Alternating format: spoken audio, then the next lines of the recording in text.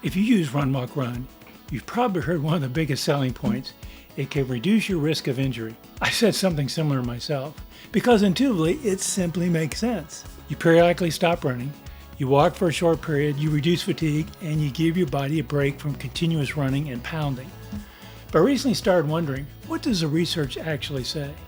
Has Run, Walk, Run really been shown to prevent running injuries? The answer is more complicated than I expected. And later in this video, I'll share what I think is the most important distinction we need to make when talking about Run, Walk, Run and injuries, because it changes the way I think we should use this method. Hi, I'm Ralph, and this is the Ageless Runner. I'm an older runner learning how to keep running strong without pretending I'm 30.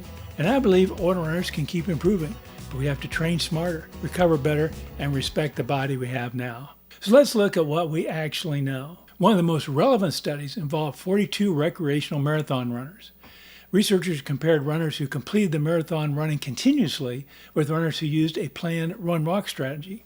Interestingly, the two groups had similar finishing times, and the run-walk strategy did not significantly reduce cardiovascular stress. But there was an important difference. The runners using the run-walk strategy reported significantly less muscle pain and fatigue after the marathon. That's meaningful, but notice what the study did not show. It didn't show that Run, Walk, Run runners suffered fewer injuries. It showed reduced fatigue and muscle discomfort. And those are not necessarily the same thing. Now, there is a logical connection between fatigue and injury risk. A 2024 systematic review looked at research examining fatigue and running biomechanics. Across the studies, fatigue was associated with changes in running mechanics, although the exact changes varied considerably between runners and studies.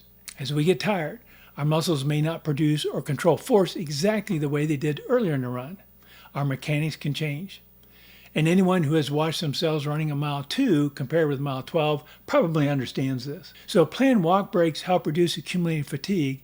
It's reasonable to think they could help reduce some of the stresses associated with running while fatigued.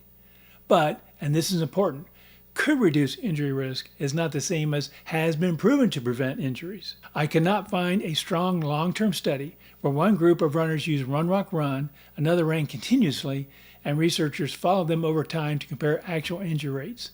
That evidence simply isn't there yet. And this brings me to something I think is even more important. One of the largest recent studies on running injuries followed more than 5,000 recreational runners.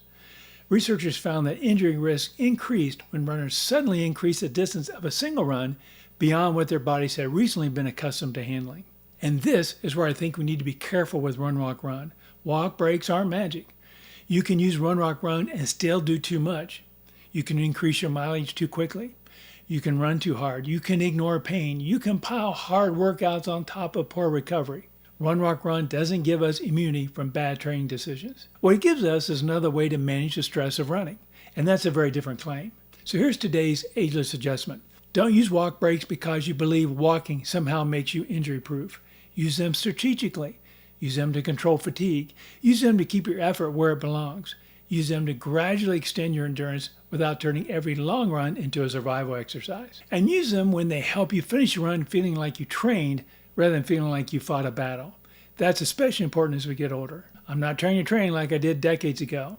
I'm trying to train for the runner I am now. For me, recovery is training. And sometimes a 30-second walk break is one of the simplest ways I can control a workout before fatigue controls it for me. Walking isn't failure. Slowing down isn't failure. Adapting isn't failure. The goal is to stay in the game. So, does Run, Walk, Run prevent injuries? Here's how I would answer that question. We have evidence that Run, Walk, Run can reduce muscle pain and fatigue during prolonged endurance running. We also have evidence that fatigue affects running biomechanics. So there is a reasonable case that planned walk breaks may help reduce injury risk.